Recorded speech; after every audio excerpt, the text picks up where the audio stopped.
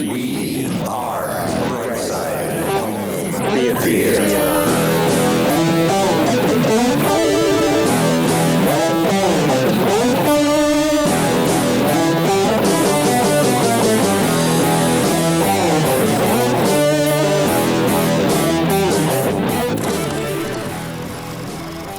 Home theater nerds, welcome to the Brightside Home Theater Podcast. The Home Theater Podcast is all about the experiences, the sights, the sounds, the scenes. There he is. That's a scene. That is a sight. And the only thing he's lacking today, John, is the sounds. Yes. Yes. See, so that's what we're all about. Smooth jazz sounds that usually come out of his mouth. Oh, God, just smooth something now. I don't know what it is. Oh, that's too hot. It's got to come off. Oh, coming in. Yeah. Oh. Steve's coming in hot more than one way. Yeah. Yeah. Right. Hey, guys, how are you? I'm doing great. Good. Yeah. Glad you're here, Steve. Glad you're here. I mean, John and I we made it through the show. There was a little fisticuffs afterwards. It took a few days for us to mend, but we're all right. We're still friends. Yeah. Good. Good to hear. Oh, dear, oh dear. Yes, unfortunately, guys, I'm still very much struggling. I'm feeling a bit better, but the voice is still in and out. So, bear with me, everyone listening, and bear with me, you guys as well. Yeah. Steve, like I said to Ralph yesterday, buddy, it's not the quality of the audio from you, it's the quality of the content of you. So all we care about is what you think. If we had to go to message boards, it's all that matters. It's all we care about. It is the time of year for Love Actually messaging, isn't it? So yeah, another Christmas movie that could take place in like March, whatever. That's the way it goes. I'm just wondering about the vest. The vest that says, "Now I have a machine gun. Happy Easter."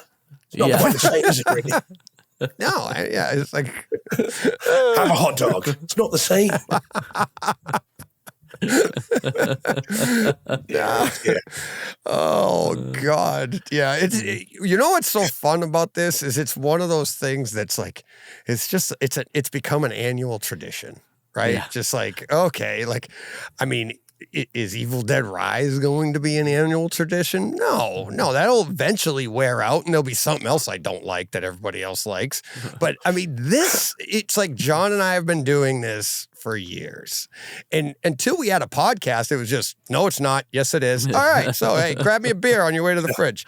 That was it. But now it gets to be colorful and imbued for all to enjoy,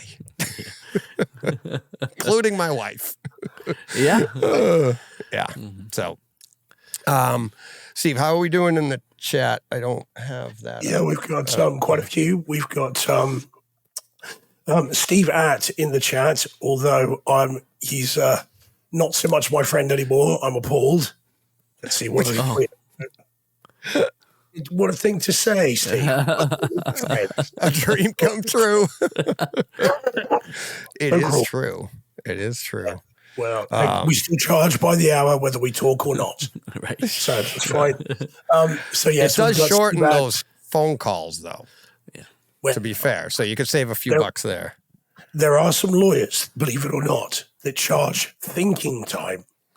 So if they're thinking about the case, they'll charge you for that. So that doesn't require a voice. So that's 24/7, right? Because I'm always thinking about you. Yep. Hell's yeah. As far as they know. Yeah. So we've got Mikey Schramm, we've got Paul Hertz, who is rapidly walking his dog home. Jordan's in, Johnny Speakers, Dom's in, Brockstar, Van Gool, Mark Hader. Nice. Yeah, the whole shebang. Yeah, it looks good. Jack Lee's just dropped in as well. Jack. Hey, Jack. G'day. Jack Lee, there we go. Hey, I hope you're well. Yeah, thanks, Jack. Yeah, we're getting by. I'm still in my work clothes. I'm coming in hot myself. There's going to be updates on the house very soon, pouring a foundation tomorrow. Lots of doings going on, and a lot of fun being a general contractor, let me tell you. Very interesting. Because, everybody's super responsible. Everybody reads all the instructions, and that's so it makes my job easy, right? Nope. Enough on that. We guys, what was this last Wednesday, Thursday? This comes in. We get an email from Brandon. This email was accompanied by a donation. But let's first get to the email here. It says, "Hey DJ, started listening at some point while you were podcasting your favorite scenes of movies all by yourself. One scene I enjoyed recently was Bruce Willis in Unbreakable when he was drowning in the pool. I thought the water sounds around the room 524, his 524 system, were pretty immersive." I don't know if he meant that pun, but nice job. Yeah. Anyways, enjoy both shows, and it's fun on Tuesdays to hear from technical people in the field as well as everyday people describing their setups. Sounds like you're busy, but hope you can keep up the podcast. If you want a giveaway to your listeners, I have an unopened 4K disc of Elf I'm willing to ship anywhere in the U.S. You should also see a donation coming shortly. Merry Christmas, Brandon. And then, as I sent to you guys, boom, $100 donation from Brandon. So, yeah, thank you very much, Brandon. Yeah, that was awesome. Yeah, I mean, the email was great in itself. Yeah, I mean, that's those are the emails that I look forward to getting for the Takeover Tuesday that I do. And I mean, he's got a scene in there, and he's been enjoying the pod. I mean, that's great. So, Brandon, thank you very much. It's a holiday season, and I was like, what is this for? Why? And I was like, then I saw the donation first, and it's just Merry Christmas. So, thank you very much. I know that scene very well. One of my favorite movies is Unbreakable. Saw that in the theater. I've watched it many times in my theater. I haven't watched it in a little while, but love that movie. So my theater here is literally designed around M. Night's theater, his screening room that he had back in the early 2000s. Let's see. So yeah, and if anybody wants, it's a holiday theme too. If anybody's looking for a 4K disc of Elf, Brandon will ship it anywhere in the United States. So just hit me up if you're into, if you want that. First person, first come, first serve, and I'll get your information to Brandon. So, but yeah, thank you very much, Brandon. Really appreciate that. All right, next item up for bid. HT guys coming this Friday. HT guys and myself. Steve, you're definitely in, right? Yeah. The way you were talking the other day, it sounded like you were definitely in. John, you're still working on it, right? Yep. Is that? Yep. Okay. So it'll at least be 4 of us, which is cool. But Tej, I won't be drinking though because of the antibiotics. Right. Yeah. So I'm not drinking hard either. There won't be any bretting from me. Yeah. My son actually went through the bourbons, and he's like, nice. Those are good bourbon. He didn't drink them. He's just looking them up, and he's like, those are good bourbons. I was like, all right. I was slightly worried about the bottles. They're not cheap. Held up though, Deej, because I being a Snyderverse fan, I just thought one of those was going to say Granny's peach tea on it. Yeah, so I was a little bit concerned. It may. I haven't gone through them. My son has. I haven't. Don't drink it then. Yeah, exactly. No, I'm looking forward to that. I will have the graphic and I will have the link out at some time tomorrow, Wednesday. That will be out for everybody. If you're listening to this in the audio only, it'll be, we're going on at 6 p.m. 6 p.m. Eastern time. And me, Ara, Braden, Steve, maybe John, just sitting down off the cuff, talking home theater, Christmas home theater movies, stuff like that. Ara has been planning, I don't know why, not planning, but talking about hitting me with some Kaleidescape questions. He's been saying it on his show. He actually got a pertinent question last week, so him and Braden were kind of razzing me in their show last week too. But Ara mentioned it in his show, I want to say like in August. And I texted him right away. I'm like, bring it, let's go, But yeah, so we'll be talking a little bit about that too. But all home theater stuff, all good holiday cheer with maybe some adult beverages overindulged. I don't know. I want to see what I can get Ara to do. Cookies. Cookies. So yeah, I'm looking forward to that. That's going to be a lot of fun. So, but yeah, I'll have the links out on Wednesday. So it'll be on our YouTube/BrightSideHT, and I'll be tweeting the link out and stuff. And I know HT guys will both be tweeting it out as well tomorrow. I just don't like to do them ahead of like this link is already out. I don't like it to get confusing, so I'll drop it tomorrow after we're done here. So, all right, we've got a lot to get to today. And we would have had a lot to get to if Steve was here last week and we weren't backed up a little bit. Oh yeah. And it's been a very, very good, exciting week. So why don't we get to it right away? Are you guys ready? Ready. Let's do it. All righty, let's go. Oh, all right. I got to get this out of the way. First up, I didn't even know where I was going to go with this. And I got images here. So woke up this morning. There you go. I just grabbed these pictures. Abyss dropped on Kaleidescape. True Lies. And then, of course, Aliens drops. And what was interesting, and let's not forget, Titanic had dropped last week. I was just going to do a quick little thing on it, and we'll get into all of it, and The Abyss. So are we straight in the deep end? Get it? Yeah, there you go. Paul, nice job. So basically I get up this morning, I check, it's not there on Kaleidescape. But if you searched it, it came up. So they're not I haven't had a chance since this to look, but as of noon, it still wasn't being advertised as being on Kaleidescape, as well as iTunes. It wasn't being advertised there either that you could grab it.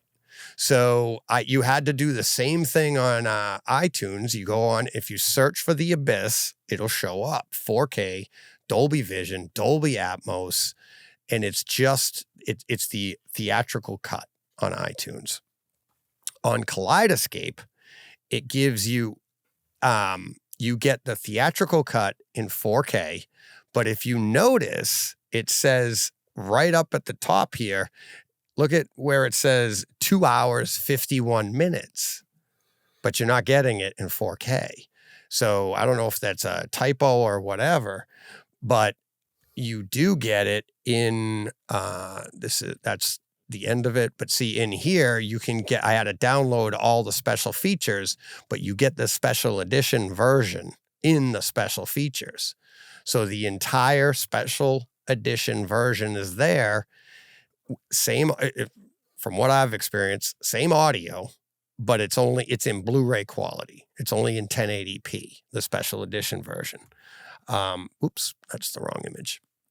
So, but look at all the extras that you get. I mean, it's pretty much every extra, I think, that's going to be on the disc. You get it all.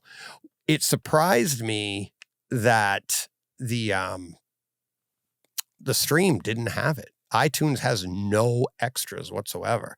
And that's really unlike them. I don't know if they're offering it anywhere else. Do you guys know if it's being offered anywhere else? I didn't have a chance to look. No, I didn't look. Oh, Steve, you're muted. Sorry, guys. Sorry. That's okay. I just checked again. I've been checking during the day. It's not on iTunes over here. We don't have it at all. At all? Nope. Did you search it? Okay. Yep. Yeah. Oh, yeah. Okay. Yeah. All right. Yeah. And I went in, I played it. I did a little bit of A/B-ing between this and the Kaleidescape, and it's obviously the physical edition is better than the stream is. The picture is really good, even on the stream. It is really good. The audio, it's the same old, right? The audio drops off. You can tell the difference. It's hard to tell in the A/B which is which. That's also to say for the special edition version. So I watched the entire movie, the regular theatrical cut, And then I went and I watched the opening, a few choice scenes, and then the ending on the special edition. And because this is, I mean, when you see if you've never seen it, I don't want to ruin anything for anybody, no spoilers or anything like that. But when you see this, it is shot very high contrast. I mean, it's very dark. Spoilers is that it takes place underwater, not a lot of light.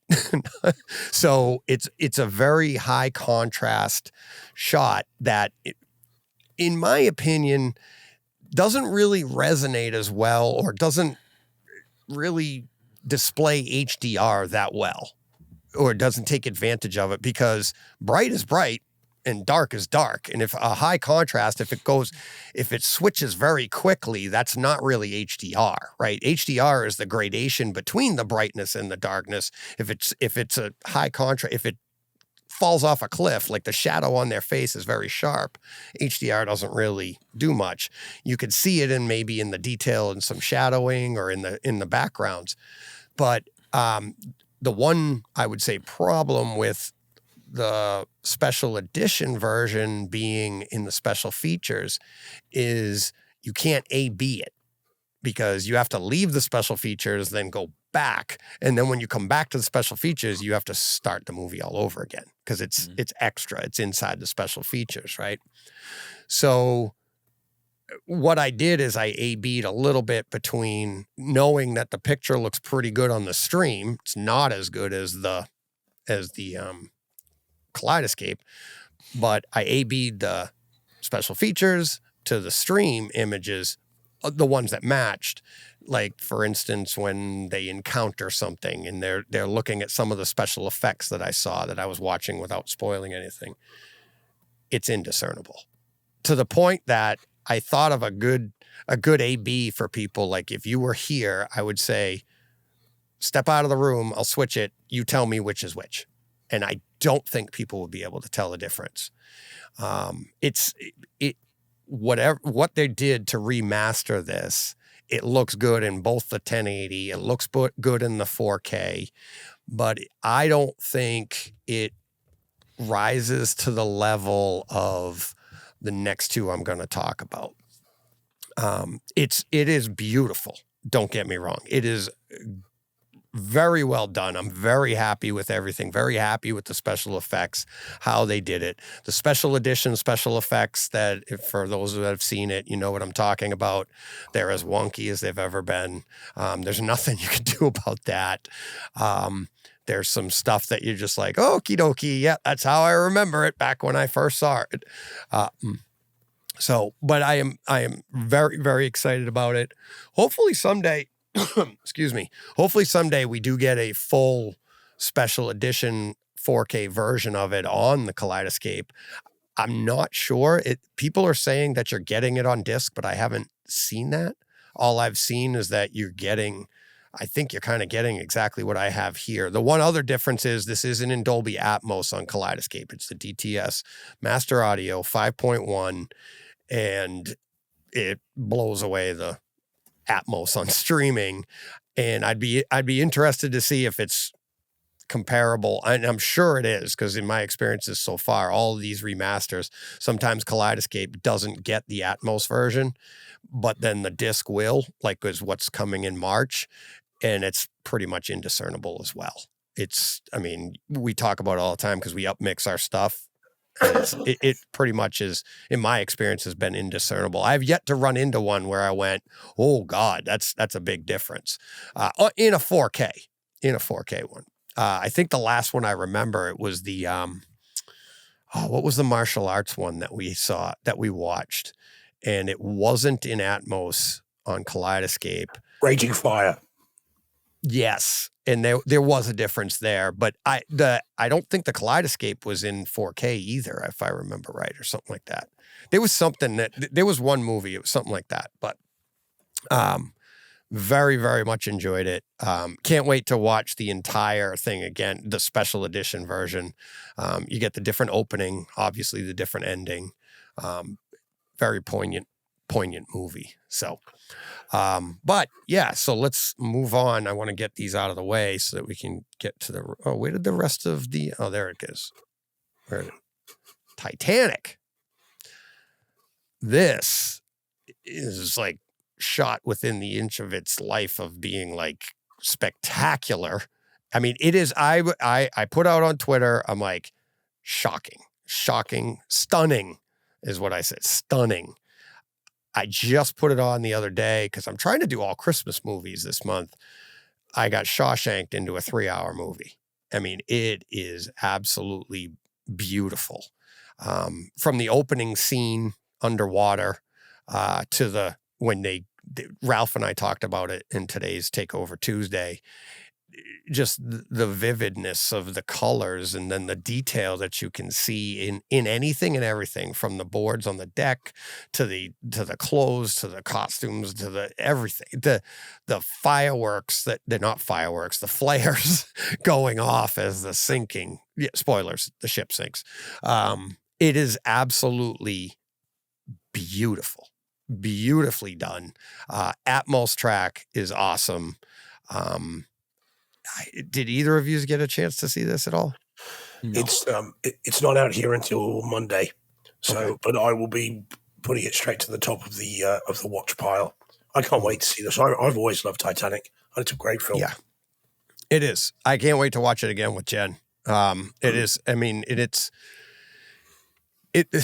I think with this iteration of it, with this restoration of it, I should say, it brings another level of viewing, multiple views, because you're gonna watch it and be looking all over your screen at all the detail, all the fun, like the backgrounds, the clarity. I mean, it's crazy how good it is. It's ridiculous. I was just like, how the hell?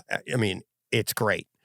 Now, I don't have an image for it, and I haven't watched the entire thing. I just went and I jumped to some scenes on the Kaleidescape. True Lies is up there with this from the scenes I've seen so far. So they have like the Harrier scene. If you haven't seen True Lies, you don't even know what I'm talking about. But the Harrier scene, right? So you guys have all seen it. So that Harrier scene, even on Laserdisc, was like, it's a kind of like way too, like, was wondering how they were going to pull that off in 4K. And they did. It looks good. I don't know if they went back in and redid it or something, or reshot it and added more heat, because you could see with the Harrier jets, it's like gives you that heat, like Mirage look underneath. Yeah. So the distortion. So they did a little bit of that. The other thing I noticed is the brightness or the contrast, whatever, it looks a little bit brighter out. So you're outside, you're looking, I mean, the blacks don't look as deep, but you're outside and it's very sunny. So I'm wondering if they did that to change the, to take the focus off of some of the special effects that were going to go on, because it looks smooth as hell. But then some other scenes, like the scene when they threaten, what is it called? The Jackal or whatever, when it's Bill Paxton, and they got him at the dam, right? So that scene there, and that's a nighttime scene. The black levels on that look so good. Everything there looks really good. And notice when, so funny. So when they're at eye level and the camera's at eye level and they're looking at them and Bill Paxton yells out his lines, you just hear the lines. But when the camera goes up above and you're looking down and you see the depth and everything of the dam, and Bill Paxton yells like, "No!" Listen around your room. It is echo from the day, and it's like, that one was really cool. Tip of the cap to Kaleidescape for setting one of the scenes being the dancing scene. They queued that one up. So all you got to do is go on to scenes and go, boom. Damn, Jamie Lee Curtis looks good. So, they don't always just do the big explosions and action scenes. That looks fantastic. And one of the things that I always noticed about that scene is looking at Arnold Schwarzenegger's face in the shadows. and looking at the detail that you could see there this time, that I can't say I haven't seen his face in the past, but it looks really good, in the shadows there.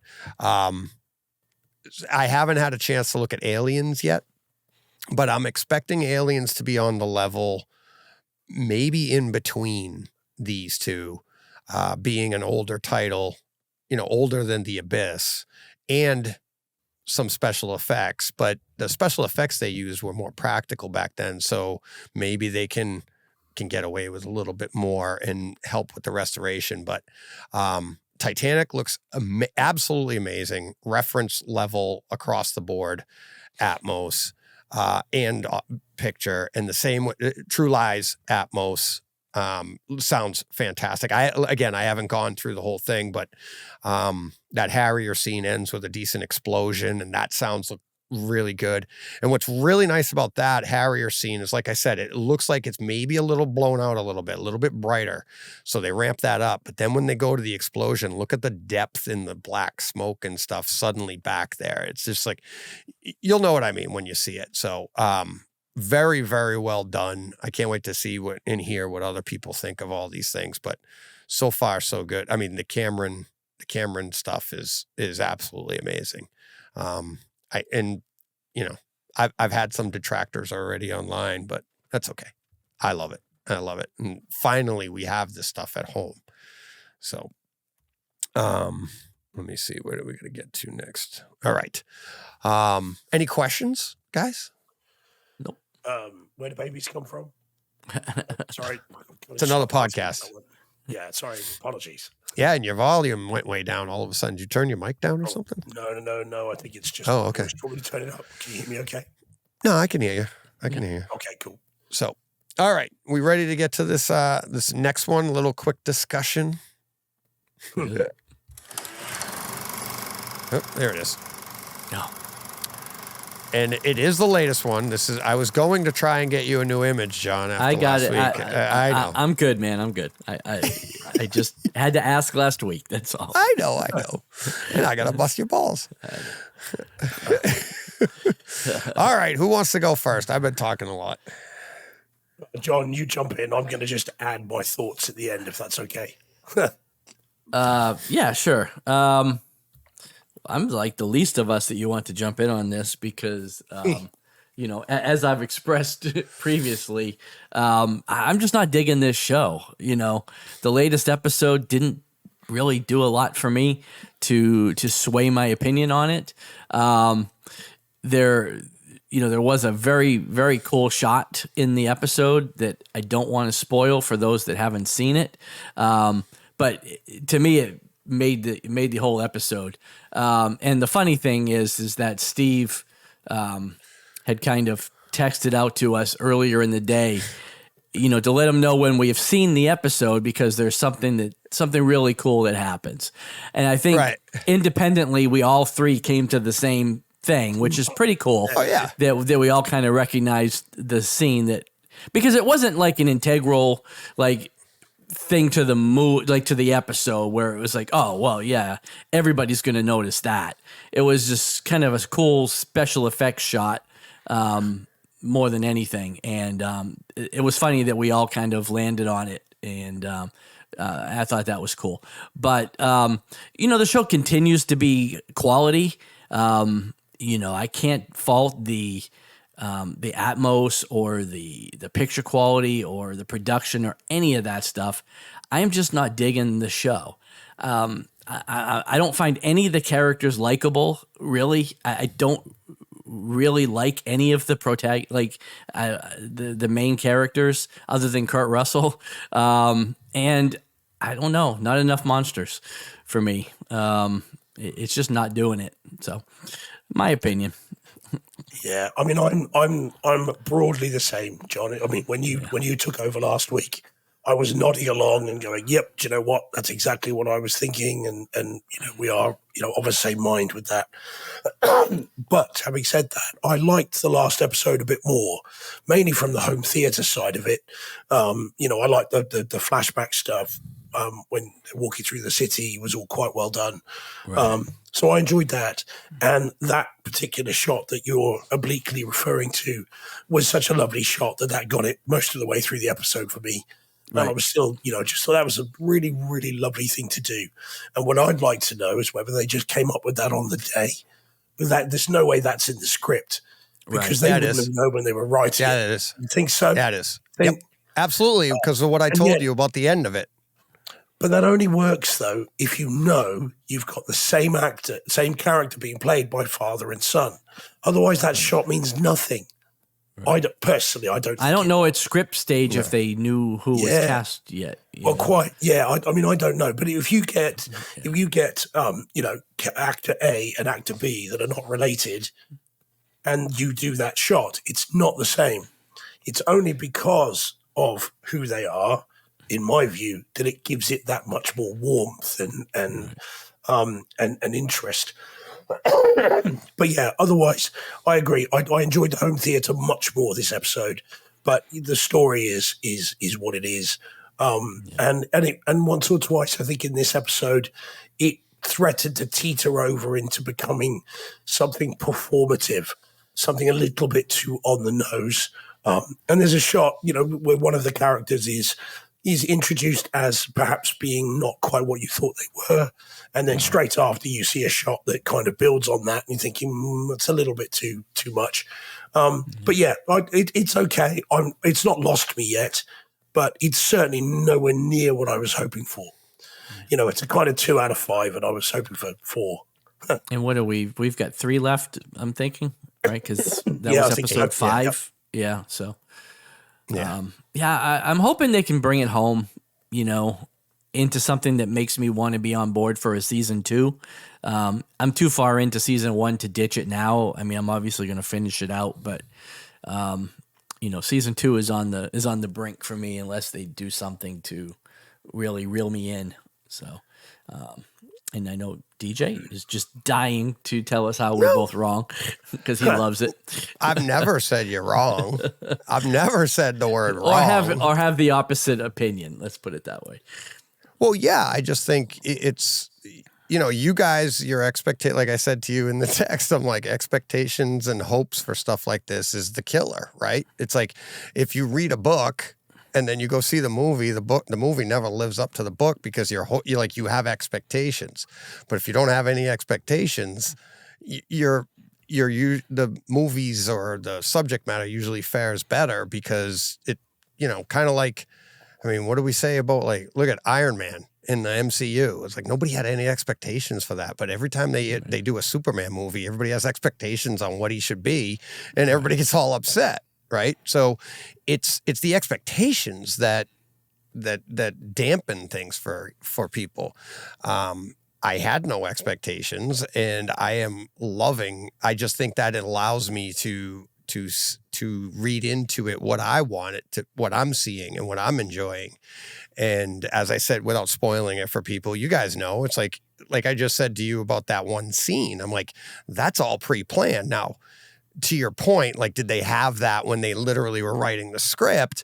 Well, maybe not because they didn't have the actors, but maybe they did because regardless of who you're casting, they're going to somewhat look alike. I mean, they've casted characters to play a father and son like this in the past and you were like, wow, that's amazing casting. How did they get that? This was kind of self-made, right? It's also possible that their plan initially was to de-age an actor and use the same actor. So, yeah. And so in that case, it's possible that they had that written in.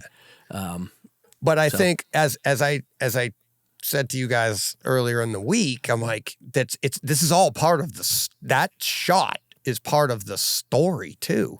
And you don't get it right away, but by the end of the episode, there's that line that I said, and it jumped off the page to me, jumped off the screen to me. I was like, oh my God. I was like, that was, and then when you go back to that scene, you see that part of it's like I said, I don't want to spoil it for people, but I'm loving it.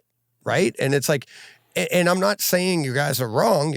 I just think your expectations have kind of made you like, oh, you're looking for monsters and you're not absorbing what I'm absorbing. And you're not wrong. I might be making crap up, but isn't that the point of all this? Right. This is what enables me to enjoy it. So I'm not, if you're not enjoying it, no harm to my enjoyment. Right. It's like, Right. And I don't know that I went into it with any specific expectations, honestly, other than the fact that I thought we'd see monsters.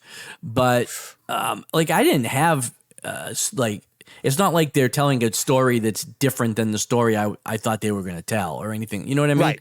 Like, I didn't I didn't know what to expect from the show, honestly. I mean, I had some idea that it was going to be similar to what it is, in the sense that you knew it was going to have to do with the formation of Monarch and, them being maybe not a completely above board organization. But other than that, I don't know. And again, for me, maybe it's because I don't find the characters likable at all, or relatable. I don't know. It's just not striking a chord for me. So that's fine. Yeah. But I've not, as I said, I've not left the show yet. I'm going to stick around for now. But it's not awful. It's just not, again, as exciting as a show about monsters. Right. Perhaps ought to be. Well, but we don't know that that's what it's about. It just says legacy of monsters. It didn't say it was monsters, Monarch. Right. His title is Monarch. So let's see where that goes. Let's see. Are we done with that, or do you want to? Well, I was just say real quickly, kind of going back to what you said in the text. I mean, the monsters are not the kaiju, right? Like, the monsters are the people.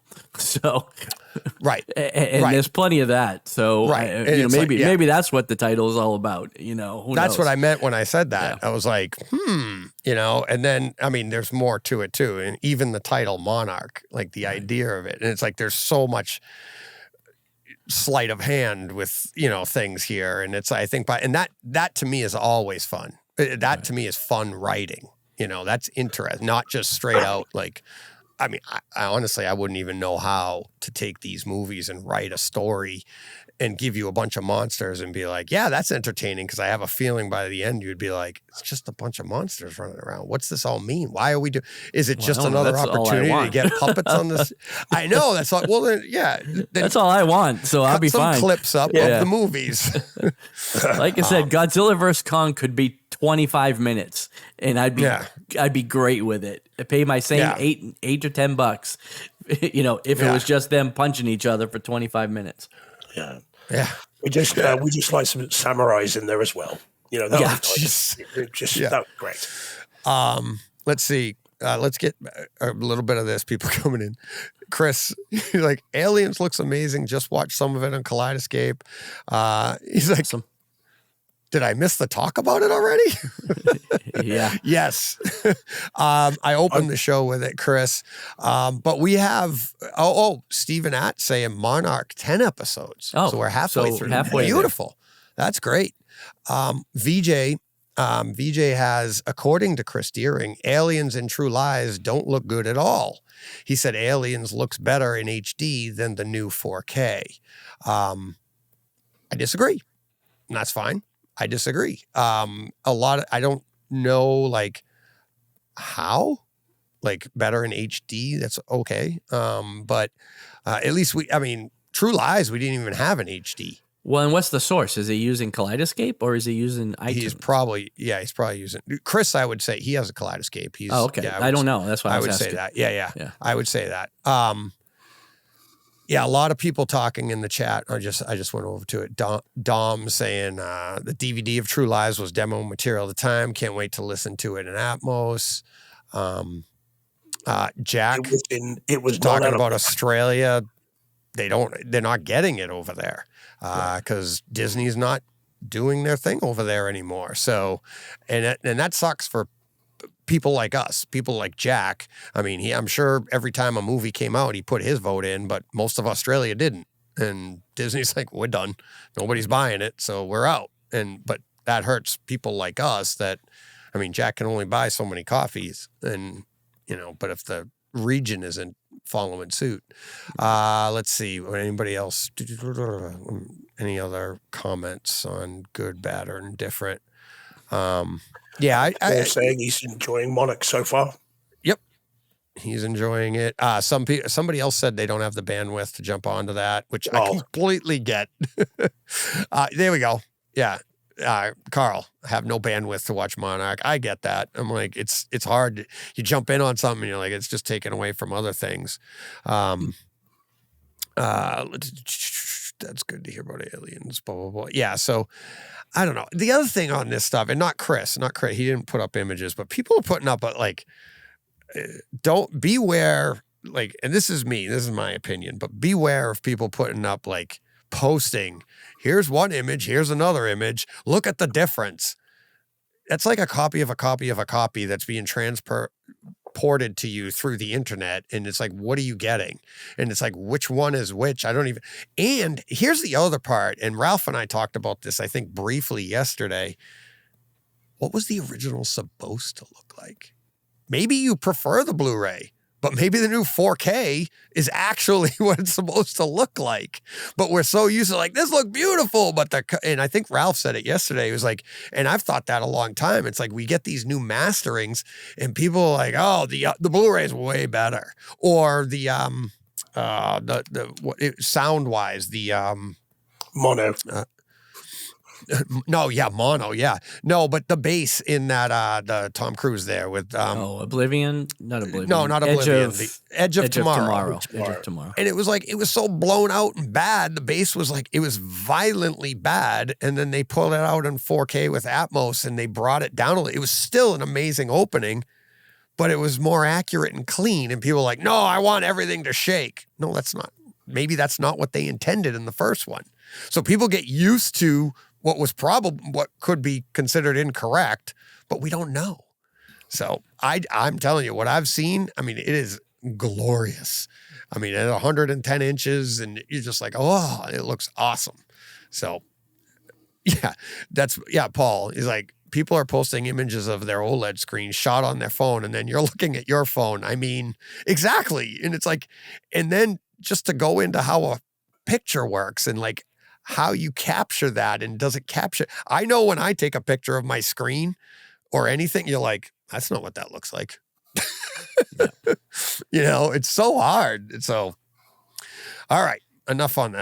That was a quick little rant. All right, you ready, Steve? Yeah, I'm going to rapid fire on some of these. Here we go. Yep. I'm going to have to. Okay, so this is The Nun 2 on 4K Blu-ray. I am going to be quick, guys, because I'm going to have to. My voice is starting to go. It's sequel to, surprisingly, The Nun. Not The Nun 1, because that would sound strange, wouldn't it? Yeah. The One Nun. So One Nun, Nun 1. The Nun 2. I didn't think much of the first film.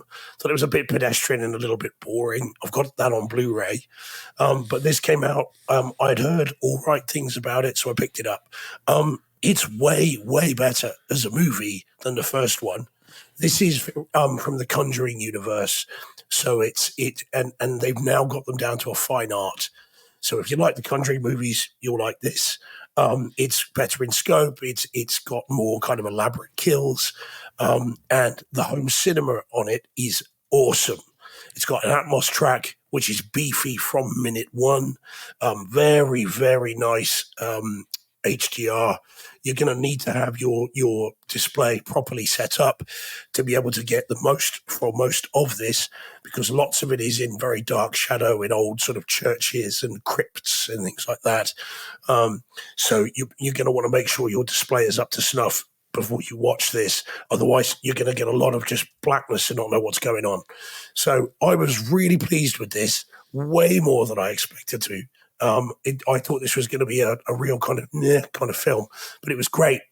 And if you liked the first one or you like the Conjuring movies, I really do recommend seeing this. It's really good fun, and it's a heck of a ride in your home theater.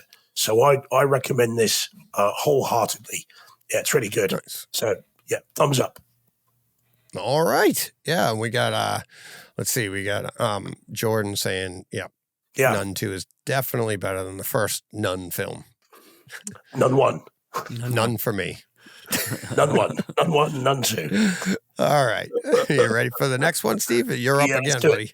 Yeah. All right. Here we go. Oh, there we go. Yeah, so this is wrong not that you know it. Not that you know it from that picture because the bloody title's not on it. Is The Blackening 2020? I think it's 2023. It might be 2022. And this is it's a comedy horror, more comedy than horror, but it is a comedy horror. Now, did you guys? I saw you had it on Kaleidescape. John, did you watch the digital code yet? No, I haven't had a chance to watch it yet. Okay, yeah. So it's a, as I said, horror comedy, kind of Scream, kind of mixed with the Friday movies, not Friday the 13th. I hasten to add. Right. So you get a group of characters who they're all African American characters, and are summoned to a weekend away for Juneteenth, which I had to look up because I wasn't sure I understood what that meant. So I looked that up. This is a different kind of holiday film, then, John. So if Die Hard's not a Christmas movie, this one's not a Juneteenth movie. So anyway, and I genuinely had to look it up. I'd heard of it, but I didn't really know what that was.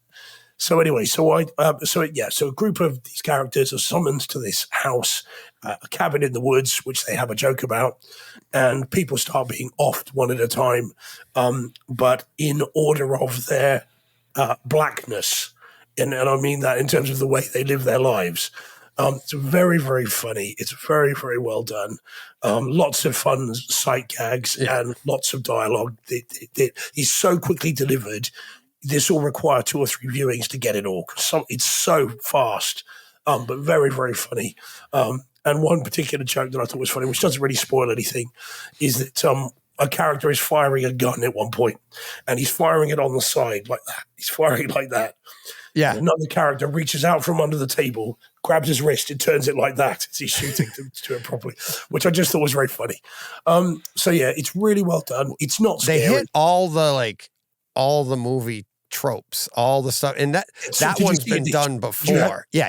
Yeah. Oh, I'm sorry, man. Oh, sorry. Forgive me. No, that's fine. No, that's fine. I mean, you're nailing it. Just go. And this is a speed round. But they hit, like using that one, for example, I can't remember the movie, but there was another guy that did it, and he did the same thing. They're like, what are you doing?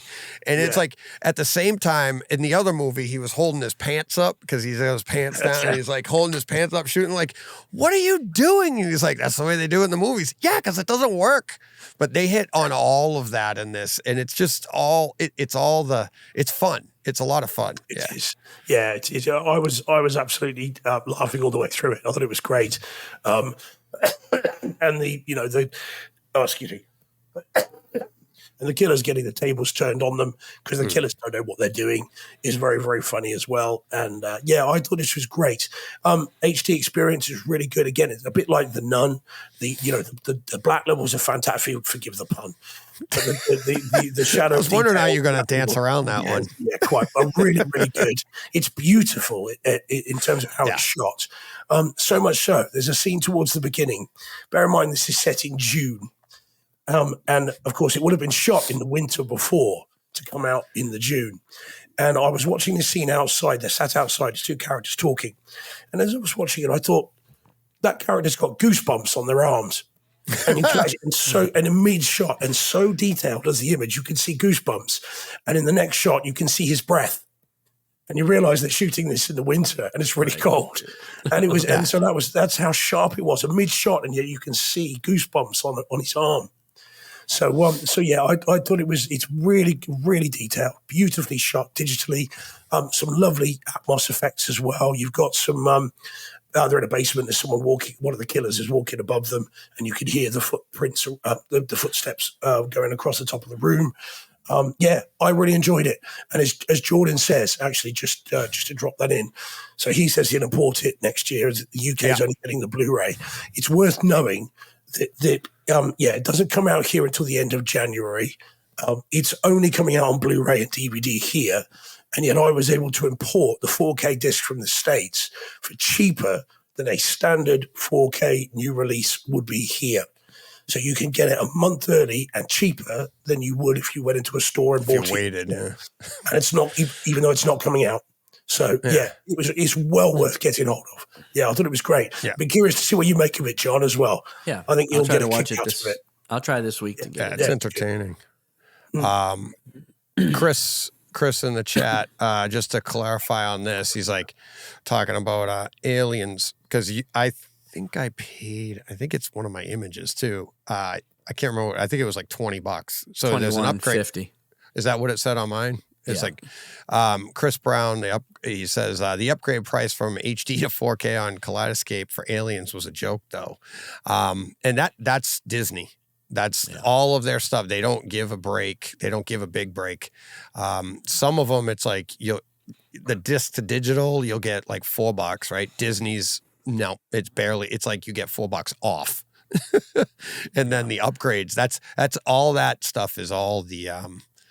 It's all the studio, whatever they charge. So, I mean, to be fair, though, that is kind of cool. Like, if you go to buy a 4K disc, you don't get a break at all if you already own the Blu-ray disc. Exactly. Right? But Kaleidescape, they give you... even $3 or $4 is better than nothing. Right? Yeah. So, but yeah. So, let me see. What do we got? We got a few other... we got some Zack Snyder chat going on because we had Blue Waves drop back into the chat. We haven't seen him in a little while. But he was talking about the Zack Snyder and what is it? The Rogue? What's the Rogue? Whatever movie that he's got coming? Rebel Moon. Rebel Moon. There you go. Rebel Moon. Looking forward to that. Looks good. Yeah. Looks very cliched, but it does look good. Of course. Yeah. And my favorite is like when he does or somebody like him does something that you think is very cliched.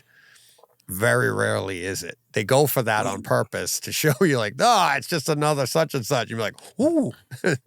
See, setting your expectations, guys, and then ripping the rug out from under you. Yeah. Monsters. All right. You ready, John? You're up. Sure. All right. Here we go. All right. So this was Nobody. This was the 4K disc. I had Dolby Vision, Dolby Atmos. This was a first time watch for me. I had not seen it. Really enjoyed it. For those that haven't seen it, I imagine most people have. This is a tight 90-minute John Wick.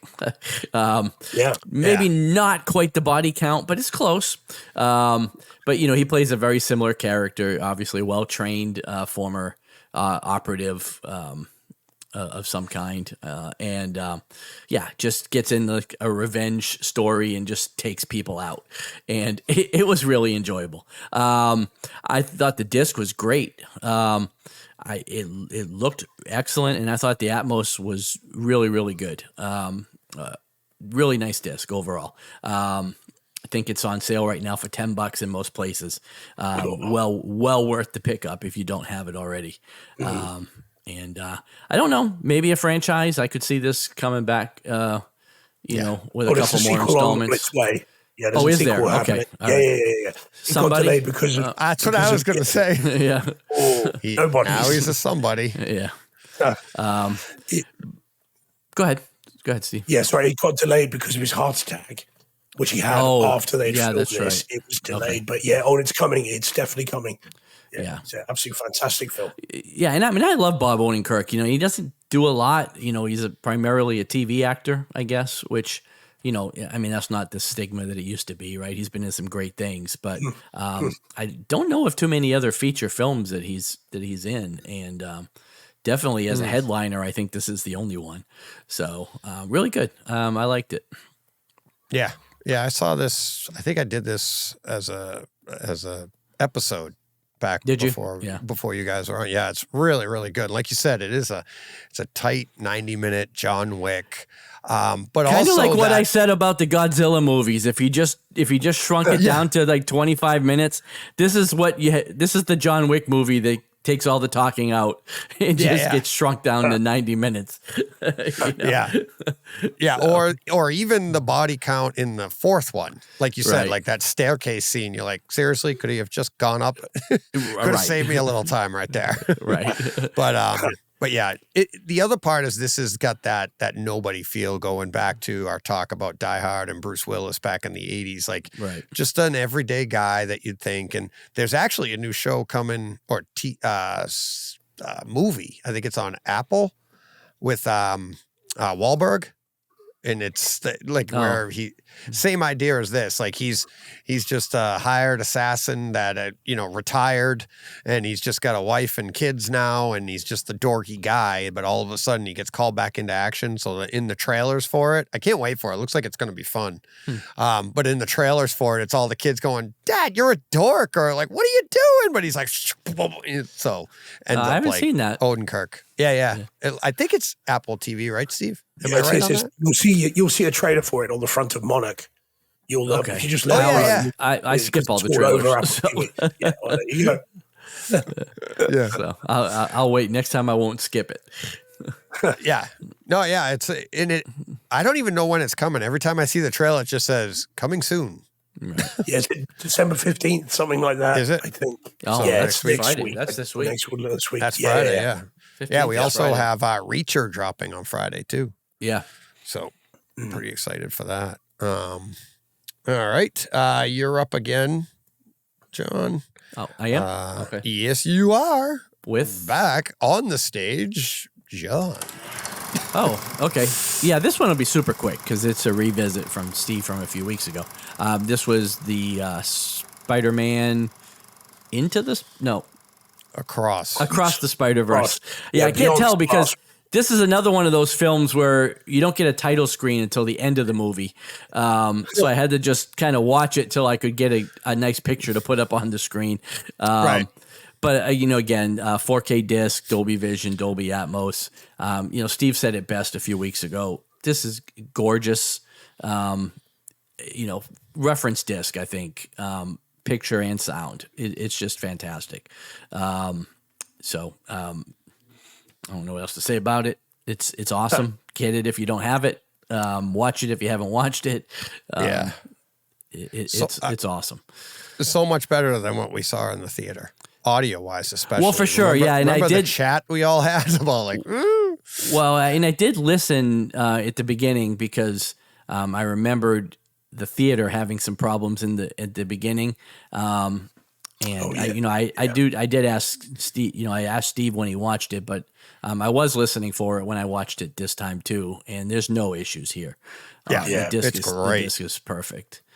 Yeah, it's beautiful. And yeah, Steve put it up a minute ago, but Jack talking about the family plan on Apple TV is the one I was talking about. So thanks, Jack. Yeah, family plan. So and what's so galling about that opening voiceover from Gwen Stacy or Haley Seinfeld isn't she turned 27 yesterday or something?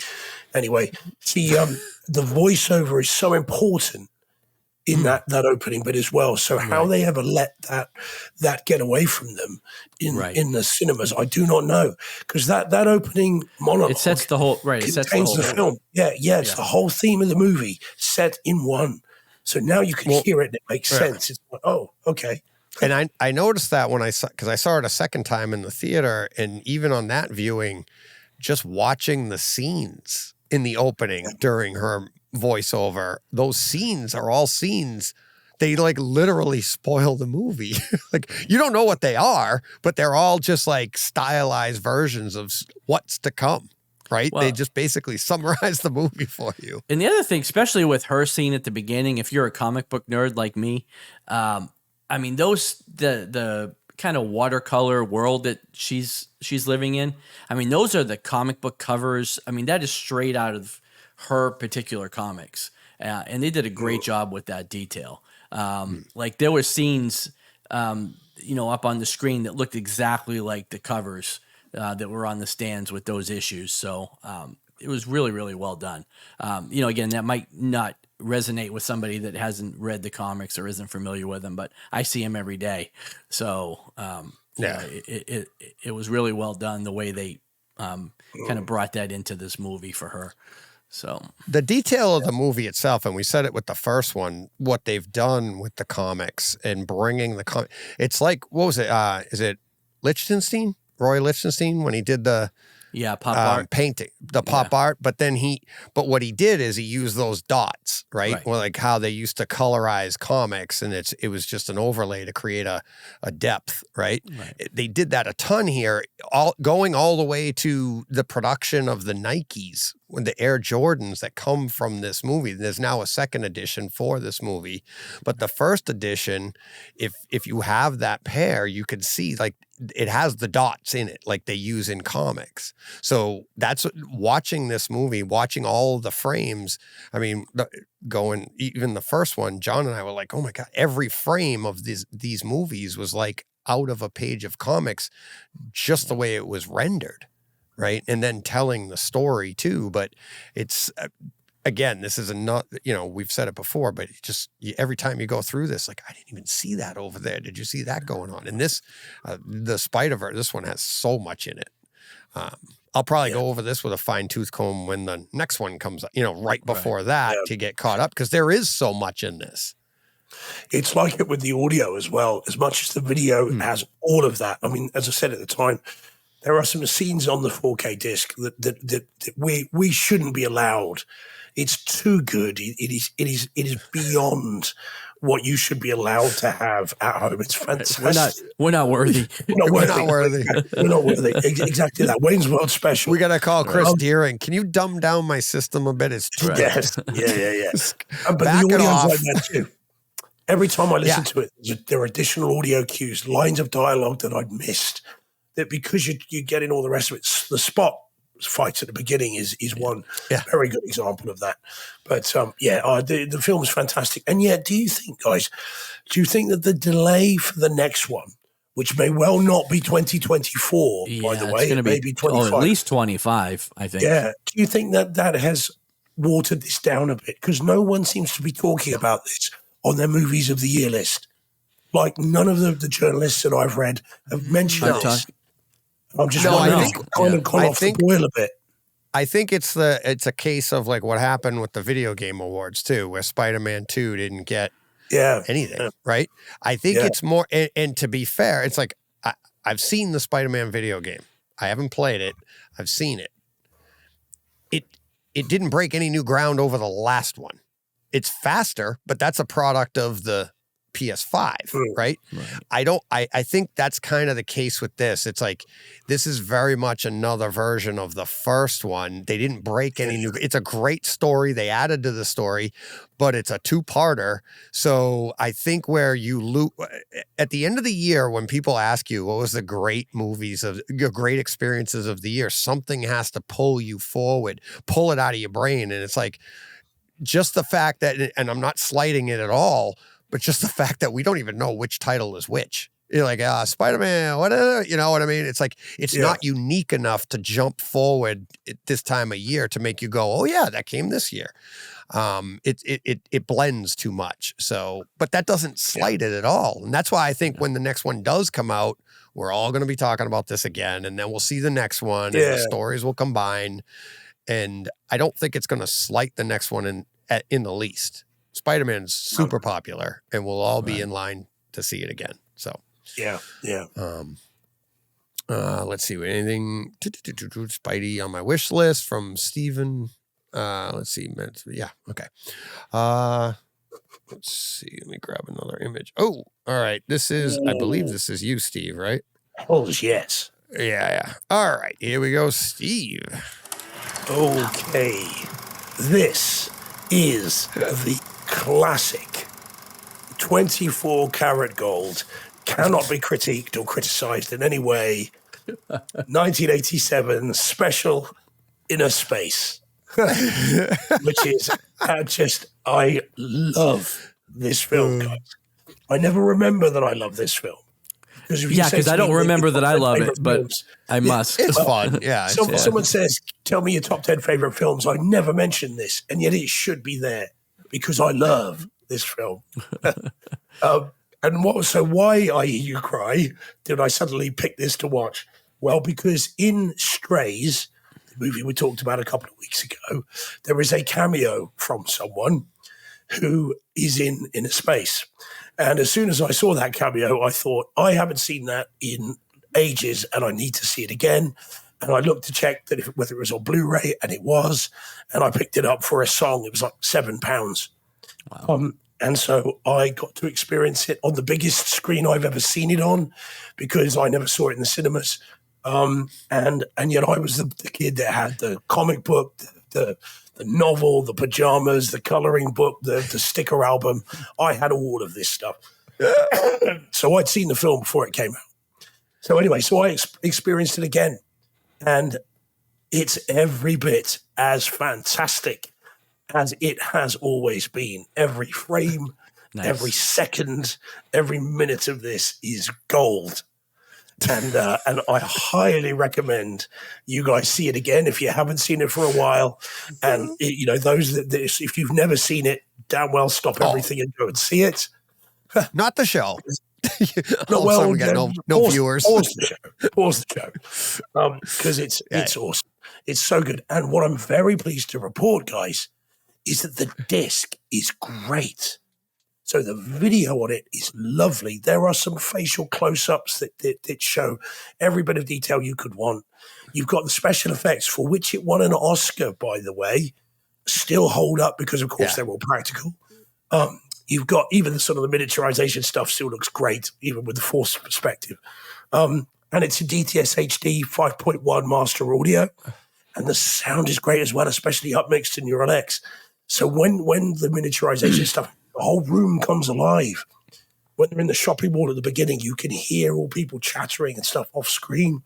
It's beautiful and bright because, of course, it's in the 80s. I was so pleased with this. It was great. So not only did I love the film, but its presentation on Blu-ray is genuinely great. Do we need the cha-ching slider sound there, John?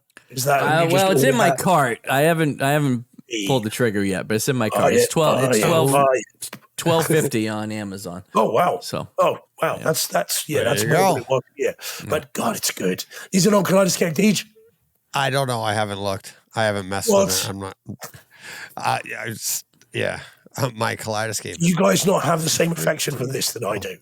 Oh no, I like I said, I don't think anybody has the same affection that you do. I don't remember that I love it. You know what I mean? Because I haven't seen it in 20 years, but I always remember liking the movie. So I'm sure I'll enjoy it. I just haven't seen it in a long time. So it hasn't aged a day. It's still really, really good. So I love this. And again, if anyone that's in the chat hasn't seen it, get it. Yeah. HD on Kaleidescape. On Kaleidescape, $15 aspect. Yep. Ouch. $15. Yeah, $15. Yeah, there we go. Brock's at $15 on Kaleidescape. DTS Master Audio, 178 aspect ratio. But Rockstar, man after my own heart. It's awesome. So,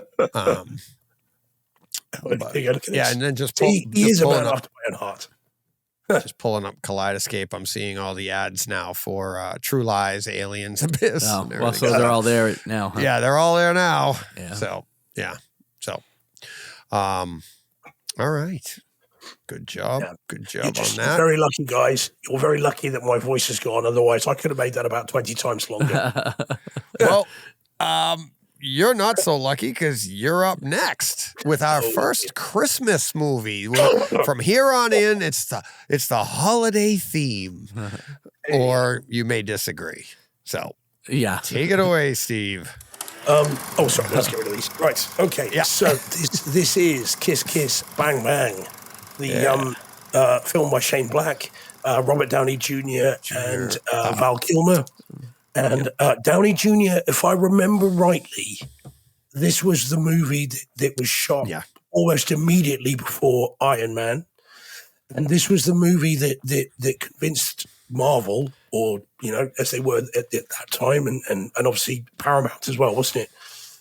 It convinced them that he could be good, stay out of trouble, and was hireable for Iron Man. As that's how I remember it. I might be wrong. Don't think I am. I thought he did Chaplin before that too, though. Chaplin, I thought he had done before. Chaplin would have been years before, though, wasn't it? That's what I mean. But that was Chaplin was one of the ones where he had just gotten out. Just he was newly reformed, whatever, and he had he did that. I'm not sure Sherlock. I think Sherlock came after. That was 2001. That was quite a lot. He done 2001, 2005, wasn't that? Sherlock Holmes and Sherlock Holmes Returns. So that was before. Iron Man didn't come out until 2008. 2008, I think this was the one that was, again, I may be remembering that wrong, but that's how I remember it. But anyway, he was so Shane Black, as I said, wrote this. It's a murder mystery, sort of detective noir. It's Shane Black, and of course, his movies tend to always be set at Christmas, and so it's a Christmas movie, John. Okay. Anyway, to be fair, I think I almost did this one last year for that reason. Yeah, well, to be fair, your definition of Christmas movie notwithstanding, this is one that could probably be set at any time of year because it's not really about Christmas. But it's very, very good indeed. It's whip smart, fantastic dialogue in this, and it's written for Downey Jr. I mean, no one could deliver the dialogue the way he delivers this, and Val Kilmer is just as good. So it's a very, very well made film, a really enjoyable movie. And this is on Blu-ray, so it's 1080p, DTS HD 5.1, master audio again, upmixed. It's perfunctory. It is kind of its time, Blu-ray wise. You're not going to demo this for anybody. You're not going to pull this off the shelf and go check out my system for this. You choose this because it's a really good film, and I just randomly chose it. I don't know what made me watch it. I just thought, well, I will again, and it's fantastic. Still holds up, well worth seeing. And 1992. All right, we'll forget that then. I don't know what the hell I was talking about. This film was that 92. Oh, I didn't realize it was that old. No, unless talking about Chaplin. You talking about Chaplin? Chaplin's 92. Chaplin was 92. I was going to say that didn't. No, this was 05. Yeah, this was 05. I thought Chaplin was. I think Chaplin might have been right before he went in. But then I know U.S. Marshals was before this. I know that, and that was one of the ones when he just got out. I think U.S. Marshals. I'm pretty sure. I remember seeing that in the theater, and it's like, and I love U.S. Marshals. When that came out, that movie's great. But I seem to remember Shane Black or someone saying that he'd had a call from well, maybe Favreau saying, "Look, can we keep him out of trouble? Can he stay on the straight and narrow?" And Shane Black saying, "I've just done a movie with him. He was brilliant, and that this is what convinced the studio to hire him." But I may be misremembering that. But this is great, and he's very, very funny in this. And he's a false narrator, so he corrects himself and gets things wrong, and right up to the very end. So it's a really good film. And assuming you've both seen this. Yes, I haven't seen it in a while. I wanted to see it, but I haven't seen it in a few years either. Yeah, but I really enjoyed this movie. I've seen it. It's worth picking up if you get the Blu-ray cheap. It would be worth getting hold of. I have it. I think I already have it too. I don't know if I do. I have to look. It's your colours, John. I might have it. Red and white. It's Liverpool colours, John. It's got to be done. Now I have to look and see if I have it. So. All right. Very quick on this one, as I've already touched on. I did a whole episode on this one. So, revisited Batman Returns again. Michael Keaton. This is, 92? I think 92. Yeah. Michael Keaton, Michelle Pfeiffer. What's that? I do have it. So I have to watch it. Cool. Oh, man. Well worth visiting. Yeah. So this, I have it. I don't think I saw this on the Kaleidescape when I did this version. When I did this back, when I reviewed this, I think 2 years ago. I didn't. I didn't watch it on the Kaleidescape, and the upgrade. So first time on the Kaleidescape, and also the first time with the new speaker setup, and it was like seeing it again for the first time. I had so much fun with it. It's like, it is a holiday movie, takes place at Christmas.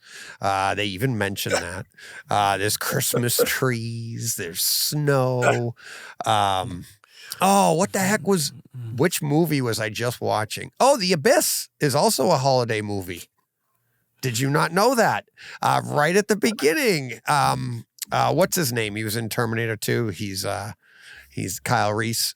Michael Biehn. Michael Biehn. Yeah, it's like when they're coming in and they're telling you all the things that they got to be aware of. I think it was Michael Biehn. He goes, "And a partridge in a pear tree." I was like, Christmas movie. Christmas movie. All right. Gotta watch it every year now. The criteria is getting thin, but okay. Yes. That's all it's got to do is rub you the wrong way. Somebody was wearing a red shirt with green socks. It was a Christmas movie. Exactly. It got chilly with Goosebumps earlier. Yeah. That's a Christmas movie. There you go. The Blackening, Christmas time. No, yeah, Batman Returns though. It's like I thought like I'm sure it sounded just as good, but you had the Wilhelm scream when he throws a bad guy off to the side. It just seemed to go further away. It was really nice. Yeah, the entire movie itself, it's just such a fun movie. I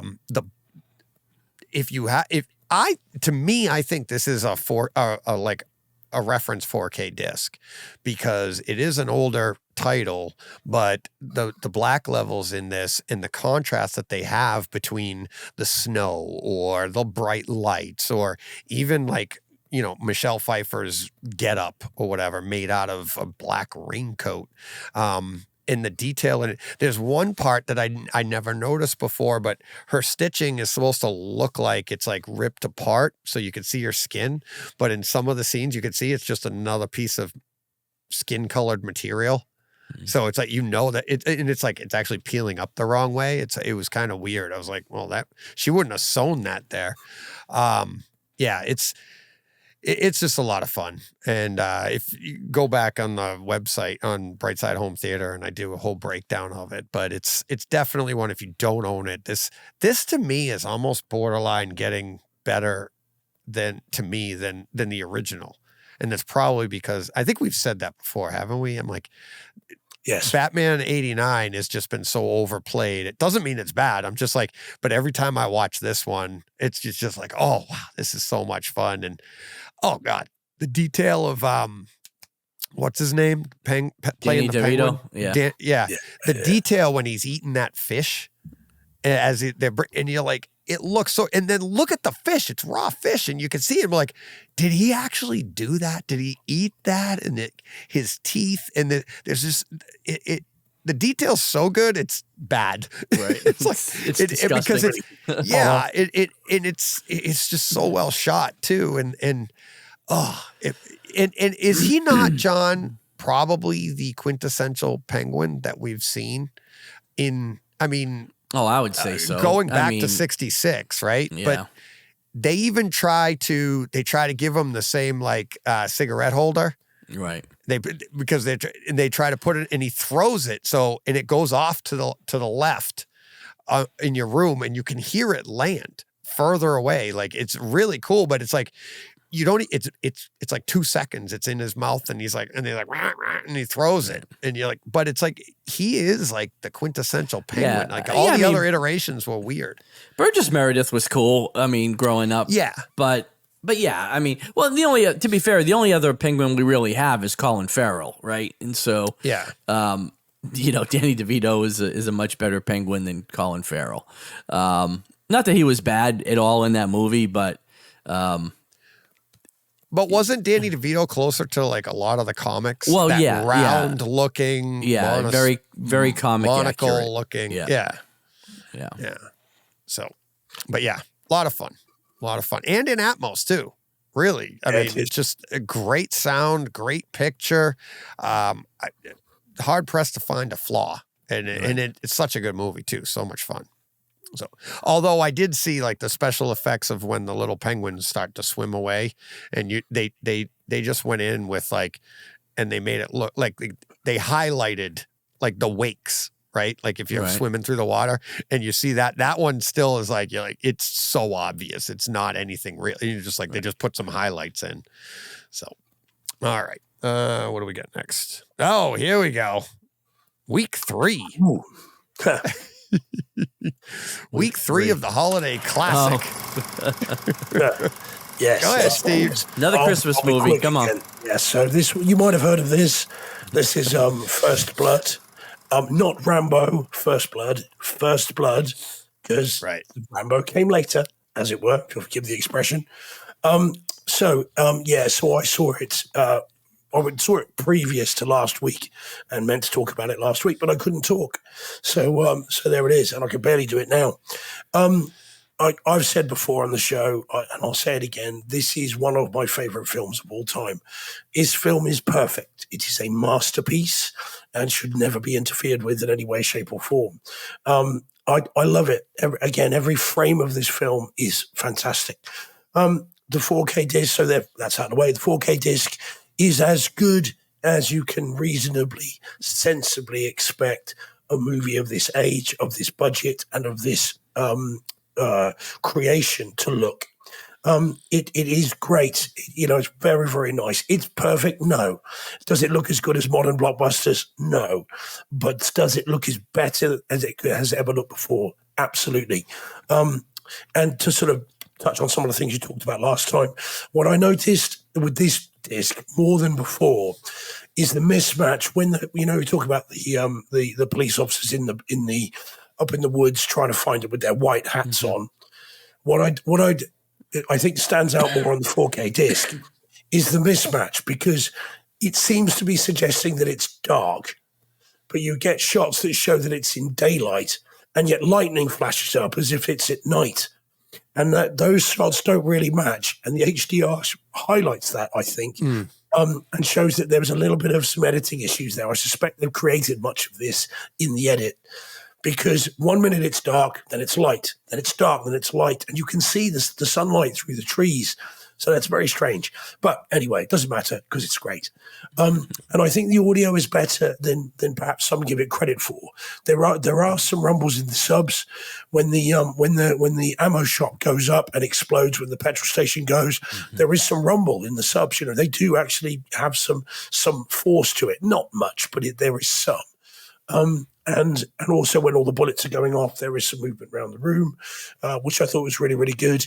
And I love it. And this disc is fantastic, and everybody should own it, because it's a truly great film.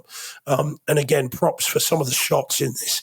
That tracking shot of Rambo behind the tree with the helicopter in the background, and the shot moves as the helicopter moves, and side to side, all done in one shot. How hard must that have been to film? I mean, again, there's sort of stuff that strikes me as I'm watching it because I love it so much. So yeah, very, very good, great movie, and everybody should see this and own it. I mean, this is a must-own, not so much for the home theater experience as the overall package of fantastic movie and as good as you're going to get it. So for me, that would make it a must-own. I would say the end scene too, with Troutman and him in the police station, and I mean it's a poignant scene because it's so much different than the book. I mean, exact opposite. But the HT experience of that scene, the 4K HDR of what you're seeing, because it's a dark. I mean, all the light is shot out of that place, right? And the only light you're getting is through the windows and the skylight, but you still can see the texture to his coat, to Troutman's coat, right? And then you can see, like, seeing Stallone's face as he's breaking down. And it's like, for a guy that isn't given credit for his acting abilities and what he's going through there. And that, I mean, just look at that scene. Look what is on your screen, shot in 1980, probably. I mean, the movie came out in 81. So shot on film, but able to be restored and be able to pull out that detail and the color of green in Troutman's coat and everything, and then when he's wearing it, when he's coming out. And it's like, also the part of that scene plays out from earlier in the bar. It's like, what would you do if you saw him? Would you put your arms around him, give him a big hug? And you're like, I'd have to see him to know. And then what do you get? And it's, I mean, it's amazing, but the home theater part, the 4K, that's not subtle. What we're seeing there, that's HDR, like the Batman HDR, like the slight gradations that you're getting out of that. I think that's where HDR really shines. So Yeah. Actually, and picking up on something you guys talked about last week, if you look at that picture there, you can see that he is still pretty cut in, not quite literally in this film. I mean, he Just is not still huge. Yeah, he's not as big as he is in, Rocky 4 and 3. Yeah. But he is still in those particular shots ripped to hell and back. But he's more athletic. He's not comic book size. Yeah, quite. Yeah, he's not a superhero in this. So good. Again, Jordan's right. I mean, the word can be overused, but masterpiece is appropriate in this case. I absolutely love it. And what I would say to anyone that hasn't done it, listen to the audio commentary by David Morrell, the author. Yeah. Because he talks about some very, very cool things and some of the troubled production as well. Because famously, this had all kinds of issues. Kirk Douglas was Troutman for 2 days on set, but he kept wanting to change the dialogue. And the director's like, "You're not doing that." And so eventually they got rid of him. They only brought in Richard Crenna at the absolute last minute. And he's doing a lot of his dialogue off the cuff because he's literally learned it that day and just told, just do it. What a performance. So, love it. God didn't make Rambo. I did. Brilliant.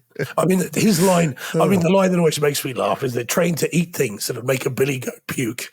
Yeah. That line. And it's actually as close to a comedic line as anything in the movie. Because I think that's a laugh. I think that's supposed to make you laugh. So, it's great. Absolutely. Yeah. So, all right. We're gonna. No, let's go. You guys are gonna be bringing this, so I'm just gonna sit back, relax, and I wonder what it is. Let's see. I'm good. I guess I'm gonna feel like John with Christmas movies. Let's go. Here we go, guys. Have some fun. I want to do this first. You do your bit, mate. This was Candy Cane Lane on Amazon Prime, the Eddie Murphy Christmas classic. I don't know. I didn't say that. They came highly recommended by DJ last week. I didn't say highly. I said I had a lot of fun with it, but it's hokey. Yeah. All right. So presentation first. Again, this was a streamer. But it was in HDR 4K. It wasn't in Atmos, I don't believe. Right? I think it was just 5.1. Yeah, it was. Oh, was it in Atmos? It was. Yeah, the stream was really nice. Like, I thought it was colorful. It looked really good. I thought there was some nice sound in different places here, and I thought the stream was good. That's where it ends for me. As far as the positives, this was my Evil Dead Rise of the year. I thought this was dreadful. Like, I did not enjoy this movie at all. I don't know. I don't know what the fascination was. I did not enjoy it. Other than the fact that he's a DIYer and did all his lights, and I know DJ relates to that. I didn't think this was good at all. I just thought it was terrible. So, Steve? Yeah, I started off really enjoying it. I was because I hadn't seen any of the trailers. I knew nothing about the film, and so I didn't know where it was going. And so the first 20 minutes, I was kind of on the ride, and I was like, okay, this is quite fun, and it's snappy, and and I was watching it in the cinema room, and I was like, okay, it looks great, and it sounds okay.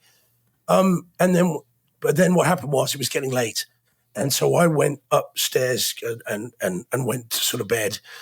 Within half an hour, I was coughing really badly, so I was up again. And at sort of 3 o'clock in the morning, I thought, I need to see something to take my mind off this. So I watched this on an Apple TV with headphones in the spare room. So I watched the rest of it. And unfortunately, from there on, once they got beyond the first visit to the little shop, it just went off a cliff for me. And I can pinpoint the exact moment that it decided to step off a cliff. And that was when Nick Offerman decided he was going to do an English accent. Oh, boy. Now, Okay, guys, tell you what, we've got some time. Right. Audition time, fellas. Right. No. So, John, can you say after me in an English accent as best you can, Blimey Governor. Say Blimey Governor as best you can. No. Blimey, governor. Ooh, right. Okay. Deej, go on. Do your best. No. Go on. Just say it. No. It'll be fine. No, because I'm not playing into this because of all people, like you haven't learned your lesson. People made fun of your accent and said it was wrong. You can't tell somebody that they have a bad accent. Okay. Because accents are bad. I mean, they're made up. It's like, well, John, in that case, John, your version was better than Nick Offerman's. Better than Nick Offerman's. And I'm sure that DJ's one would have been as well. I don't know what they were thinking. And I'm not criticizing Nick Offerman because he's an amazing actor. And we've seen him in something this year is Barry in The Last of Us. Can I tell you that I didn't know that wasn't even real. I honestly didn't know that wasn't even a real accent. Like, how do I know that's not?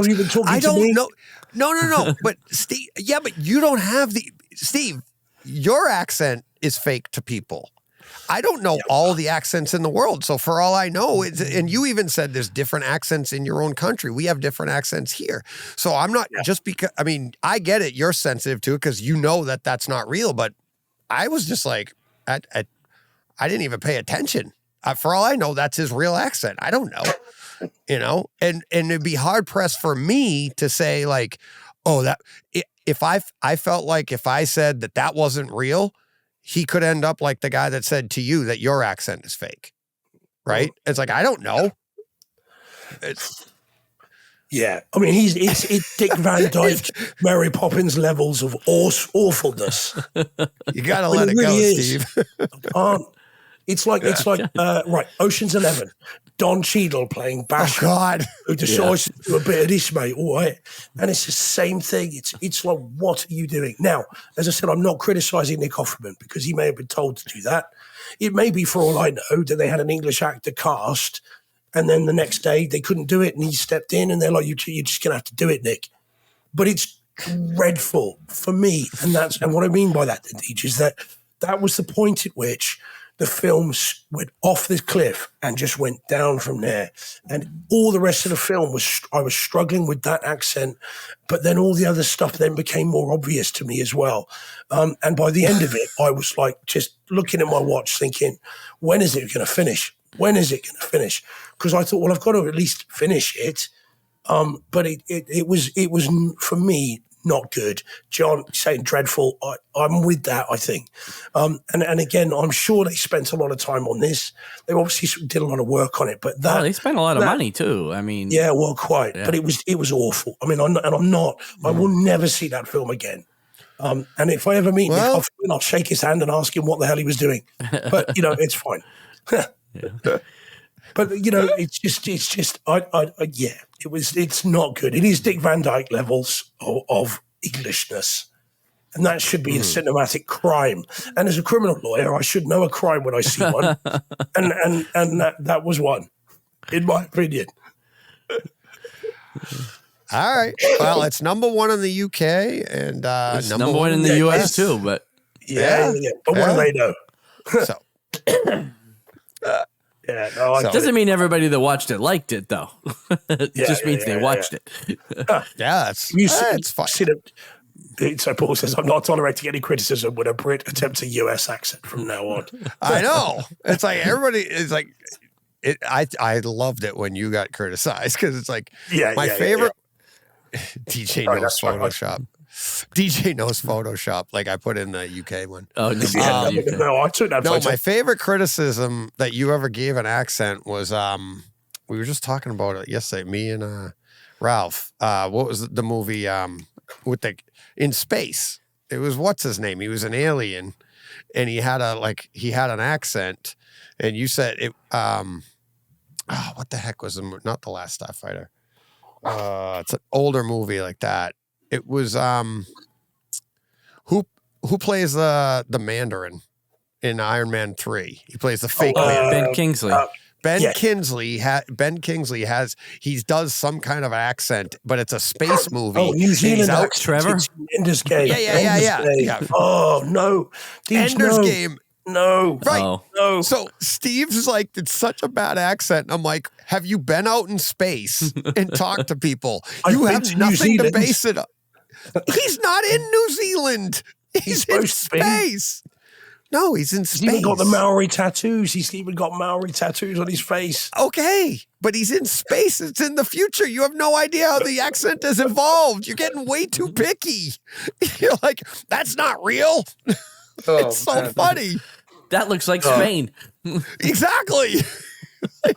It was. For a guy that could take Evil Dead Rise and go, greatest movie of the year. And it's like, that's not real. But then all of this, you're like, that's the wrong accent. It's like, what the heck? Oh, it's so great. Oh, wait a sec, Joe. So would you say the film is pants, Paul, Steve? Oh, yes, Joe. Yes. Yes. Yeah, it's not good. Pants is bad. Yeah. Yes. I mean, there we go. But Deej did enjoy it, and I can see why you enjoyed it, Deej. I agree with John. I can see you in the Eddie Murphy character, so I can see why you love it.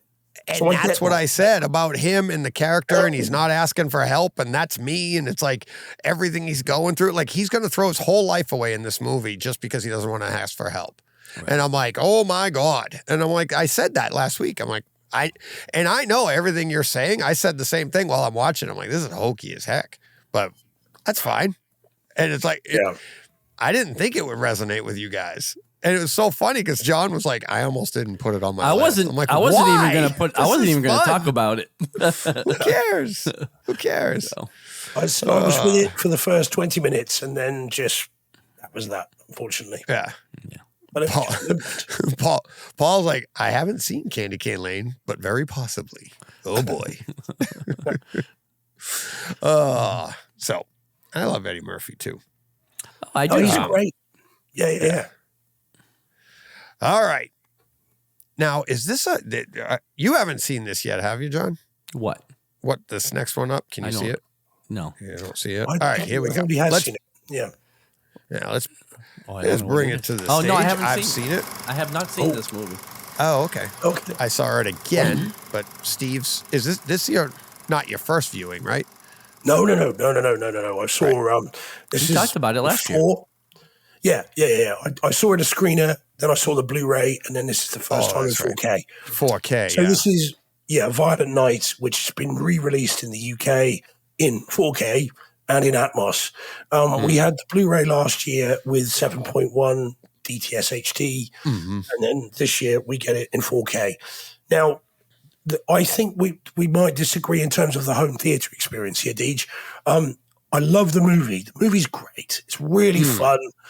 Everything you'd want. Oh, by the way, John, holiday movie. I'm not sure. Absolute holiday movie. Yeah, this one. I don't know. It's an Easter movie. Is that what it is? Yeah, it's it. Yeah. This is 4th of July. Okay. So Valentine's Day. So it's a great film. It's very fun and well worth picking up, well worth seeing. It's exactly what you'd want.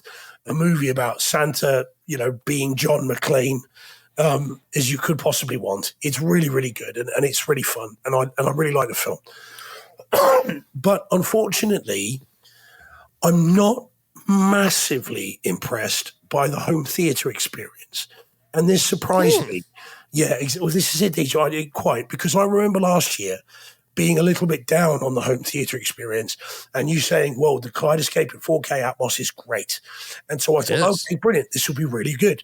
So I picked it up, and I put the 4K on, and almost immediately my worries about the 4K were realized, which is that the opening shot is in a bar, supposed to be Bristol, by the way, which is down the road from here. There we go. Bristol. Anyway, don't worry. So probably Spain.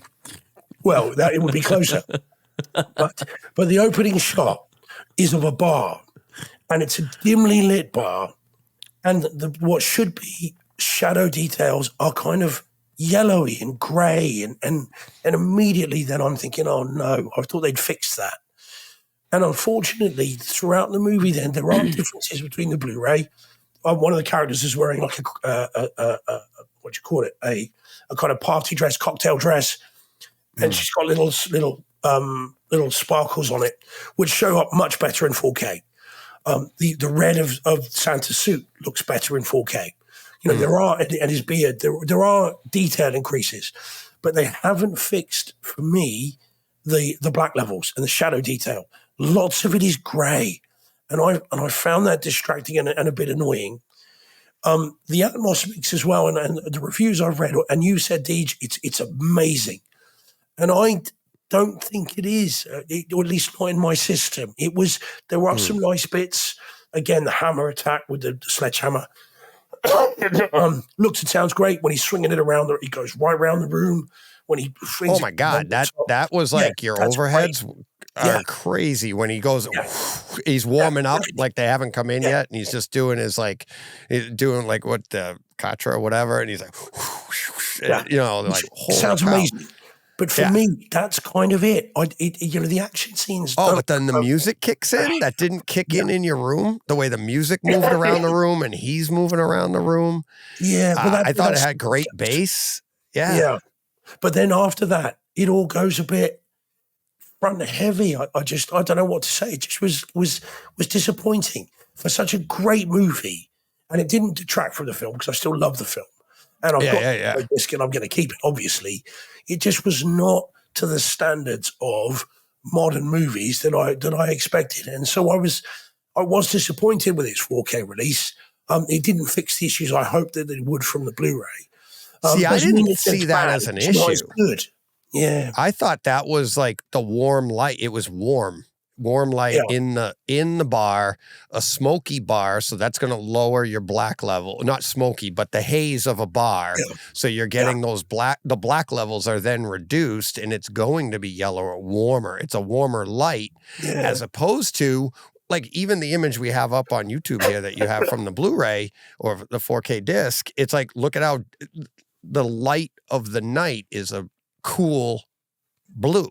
Right. So inside that bar is like, it's a warmer yellow. See, that to me was that's how they shot it on purpose. I didn't think of it as a flaw at all.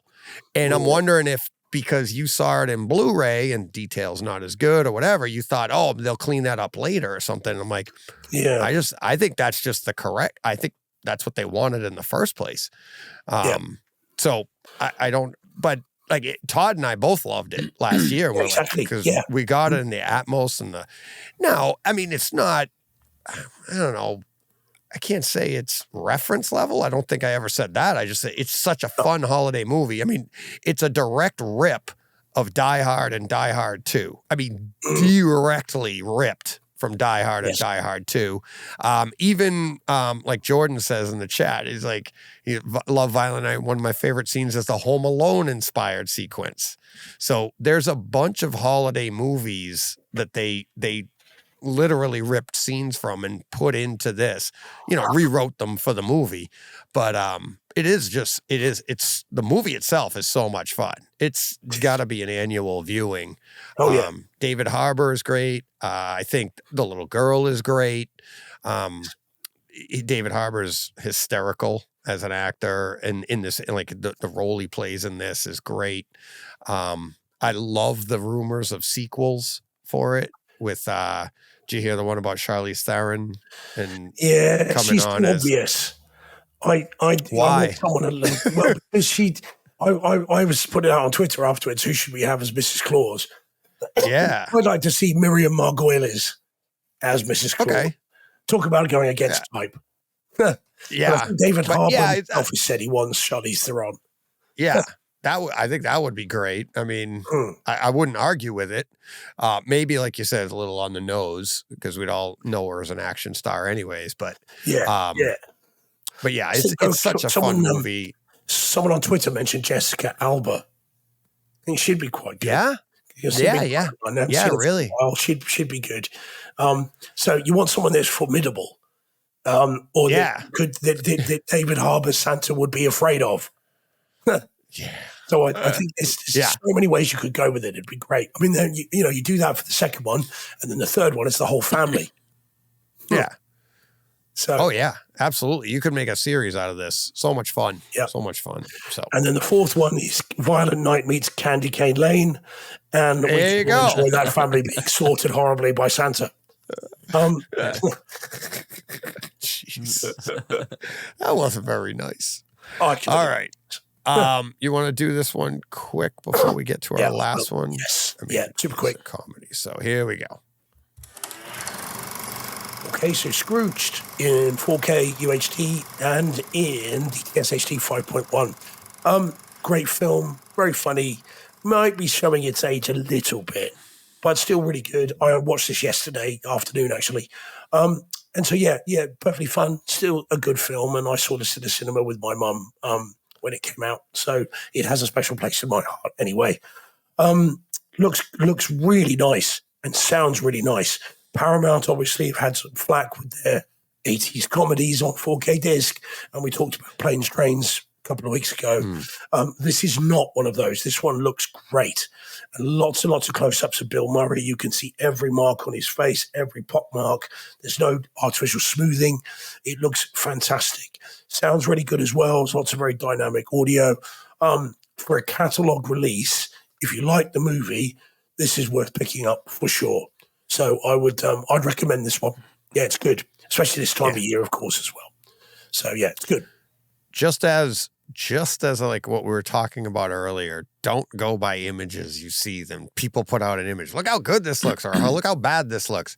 The image I'm seeing on my screen here and the image that's going through YouTube on the other screen is like there is no smoke on the screen that I'm seeing on the YouTube feed. Yeah, it's right? blown out, isn't it? Yeah. Now, there might be on whoever's watching. It depends on what's coming through. That has more to do about with your screen and this screen, but my monitor here is like, there's nothing. It just looks like... see any. Exactly. It just looks like Bill Murray, but, with a cigar in his hand, but there's smoke going all the way up to the hand that's above him. So it's pretty funny. Yeah. So, bear in mind, this was taken from my screen with an iPhone. And then email, uploaded to you guys. So it's been through several processes before it gets. But the image I'm seeing here, right off of my MacBook that I'm looking at, that's putting out the image you're seeing, looks perfect, right? But it doesn't mean that it's going to translate through everything. So experience it for yourself, people. Don't listen to whatever. You can listen, just don't take that until you've seen it yourself. Yeah, so Paul says it's a must-have. Takes a while to get going, but you'll have to explain to kids what a VCR is. That's true. Exactly. All right, let's see. Now we got our last title, last one. Wonder where this discussion is going to go. Yeah, this is not holiday themed, but it is worth saving till the end. So, who wants to introduce this? Go on, John. Do your thing, if you would. Leave the World Behind. It's an Netflix release. Dolby Vision, Dolby Atmos. Starred Julia Roberts, Ethan Hawke, Mahershala Ali. This was I guess it's a thriller. A pretty tense thriller. I thought this was really good. As far as the presentation goes, it was excellent. I thought the Atmos on this stream was really, really good. There's some scenes in here that really, I thought Rumble, hit pretty hard, with the subs and the bass and a lot of overhead activity. I thought there was a scene where there's some geese that like fly into the swimming pool, and you could kind of hear them overhead. You could hear them in the side flamingos, surrounds. or was it geese? Was it flamingo? Maybe it was flamingos. Maybe it was flamingos. I don't remember. But anyways, some type of some quite of aquatic bird flew into a swimming pool, and there was a lot of engagement on all the speakers, particularly in that scene. But there's some storm scene. I mean, there's just a lot that happens here, and it's a really, really nice presentation. Picture wise, I thought it looked great. And I don't want to give any spoilers on this because it's a very new movie, but it was very tense, and I really liked it. I thought it was a good story. Kind of really kept me guessing right till the end on exactly what was going on, because this was kind of, it reminded me a little bit of like Nope and things where, it's very tense. And you don't really know what's happening. I didn't know. I waffled back and forth between, is this like an alien invasion? Is this some kind of horror movie, zombie out? Like, what is going on? Where's all the people? What's happening? You really don't find out till the end. You don't even find out at the end. You find out. You get a little more information, but you're still unaware of everything. Right. You don't know exactly still, but you have a pretty good idea. And that's the point. Yeah. You have a pretty good idea. At least by the end, you know what it's not. Let me put it that way. Right. And you still kind of, because it does just kind of end, and there's not really a lot of resolution for the people that are involved in this story. But yeah, I don't know. I really enjoyed it. So I don't know. What did you guys think? Ditto. Yeah, it's like Jen and I watched this, and we're just like the exact same thing. You don't want to spoil it for anybody because the entire purpose of it is to be like, what the hell, right? Like, I found it to be, I probably found it to be a little more comical than a lot of people would say, because it was thrilling, but there are a bunch of things going on that you're like, yep, that's about right. You start laughing because you're like, that's what happens. So like you said, I really enjoyed it. Home theater wise, it's definitely check it out. There's so many effects that go on with the use of sound, music. Check out a music system you'll see in there. It's only on screen for a split second, but it's a little jealous of that. Yeah, I was a little jealous of that. Definitely, I want that. Yeah, definitely a conversation starter for sure by the end of this. So lots to talk about when you see it, but it's great. It is really good. If it wasn't so tense, I would put it up there. I don't know why. I just feel like Six Underground or some of those movies, we just feel like are more home theater movies because they're just so popcorny and home theater wise, where this has probably all that and more, but it's a drama that you're a thriller drama by the end that you're just like, the hell did I just witness? And like I said, it's like, I think it exposes a lot of, I get it, a little scary too. Because absolutely. This is, not completely out of the realm. But yeah. Steve, we've done good so far. I'm a high five to John across the country. We didn't spoil anything. Yeah. Can we bring us home, Steve, or are you going to drop a ball? Yeah. No, I hope not.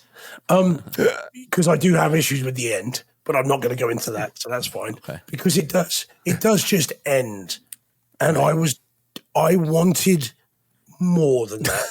To me, this felt like the first pilot episode of a series, which was not quite what I wanted. But everything again, up until the last, a discussion that we could do a spoiler discussion where I'd be like, that's the point. Let's go, and we can talk about it. Right? I accept that's the filmmaker's intent, but that doesn't necessarily mean that. I would have liked something different. Up until the last 5 minutes, it's a masterpiece in terms of tension building, in terms of interest, of intrigue. Very Hitchcockian from the opening frames. I mean, it's clearly going for that sort of off-kilter, uncertain vibe. So it was great, but the last 5 minutes rather undermined it for me. But I really enjoyed it. So up until then, not sure I'd see it again because the person that I'd be most likely to watch it with would go bananas at that ending. And so I'm not going to put them through it after 2 hours and 20 minutes worth. But I did enjoy it to that point. I mean, to the HD experience, it is beautiful to look at.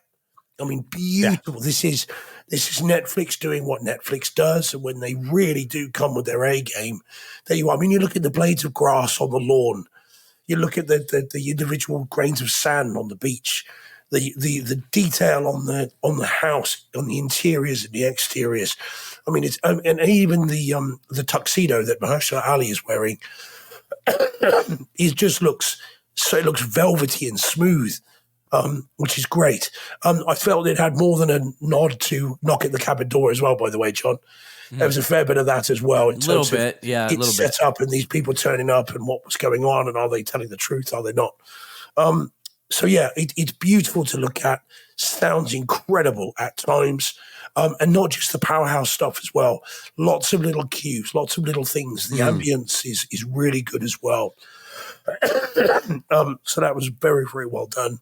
And the overriding thing I had at the end of it, other than was that it ending, it was, please can we have Mahershala Ali as Blade yesterday? Because, gosh, is he good in this? And as I was watching, I'm just seeing him as Blade, just thinking, why do we not already have that film? Because he was making this one. Well, quite well. He had no choice. They were rewriting Blade and trying to put him into it, by all accounts. He's such a good actor and he's got such poise. And in this, as I was watching him, I'm just thinking, God, he'd be great as Blade. And also looking at him, you look at him and then you look at Ethan Hawke and you're like, God, is he good looking? Then you look at Ethan Hawke and you're like, damn, has he lived a hard life? I know. My wife was like, she made the comment that he used to be really attractive. I was like, he's our age. I said that to Jen. I go, he's our age. And she's like, wow. I go, he had some fun. Yeah, he had some fun. He's supposed to be a schlubby kind of guy in this. Well, But anytime you see him, right. So I just the last 5 minutes, I wanted something different. But until that point, 2 hours and 15 minutes, it was never short of riveting for that whole time. It's just how it ends is a bit like, okay. Oh, and Kevin Bacon as well, by the way. He's in the great. credits, so it's not a spoiler. He's awesome. He's also very good in this. Yeah, he's great. Yeah, really, really good. I would like for listeners, anybody, if we want to give this some time, you want to do a Takeover Tuesday and spoilers on it. This is another one. Like what we want to do, Steve, with Oppenheimer and stuff. It's like, this is another one where if, we just open it up, spoilers, and let's discuss, because there's so much here that, and I'd love to do that with you, Steve, as well, because like you said, like the ending, you're like, man, I'm like, oh God, no. Cause I think that's the point. And then, we get to carry on from there because my wife and I did. I'm like, so what do you think? And what do you think? And it's so good. So is anybody else noticing that the description I have up there on the screen spoils the movie that we expertly danced around? No, because you don't know what it means. You don't know what it means. Because I read that before I saw the movie, but by the end, you don't know. Because you don't know. And you still don't know. You don't know what it is. Yeah, I read that before I saw it. Because you guys put these I was just up. looking at it and I was like, it tells you right there what happened. Not really, because you don't know. It's like you don't know what it is. And it's like they give a bunch of definitions as it's going. And then by the end, that's one of them. But by the end, you're like, what is going on? And so, but without dancing. Anyone else? Instead of dancing, let's stop. Yeah. Well, anybody else think that the director is a big fan of physical media? Yeah. That's another discussion.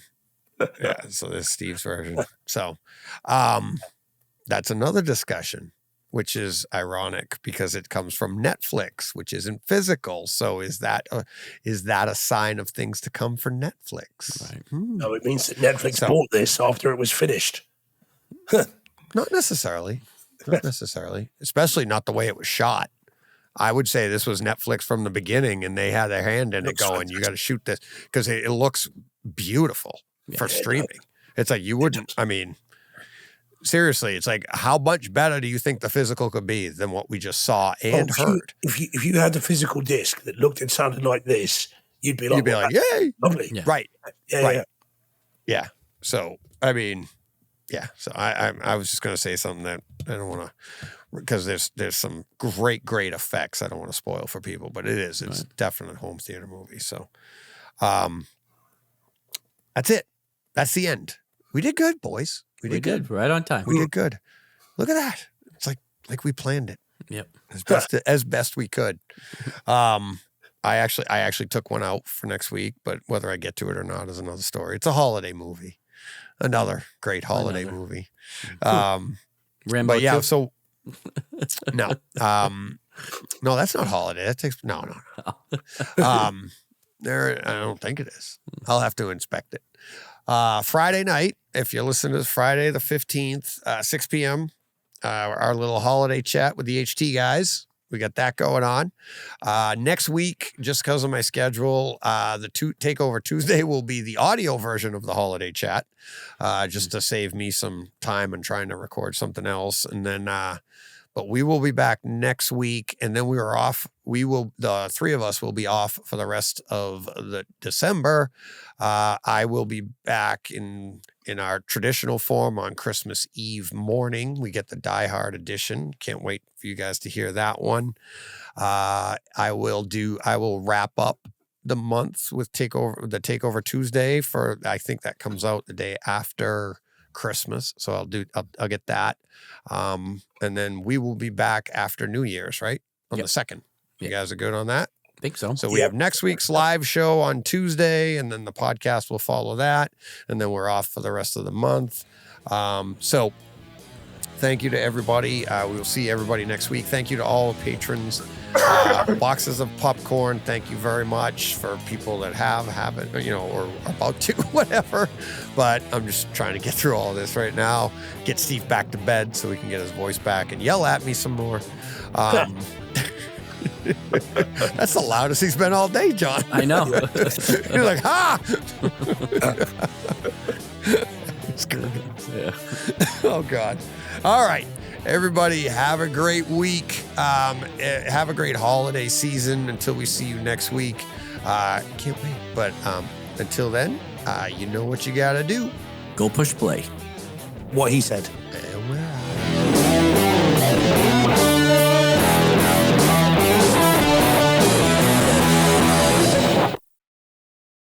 Hey, Fred. This has been a Hey Fred production with theme music by Jeff Bernhardt and Throne Vault Productions.